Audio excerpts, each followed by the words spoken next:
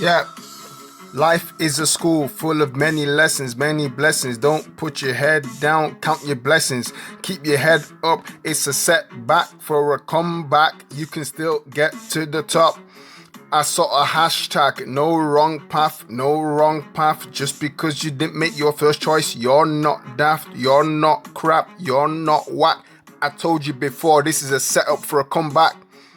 I will tell you a story about this guy. I won't say his name so you won't say hi. Listen, on results day, his grades were insane. First choice, second choice, third choice down the drain. University was like, you're not going. But guess what? He had faith, he kept going. The truth is that time it seemed like the end of the road.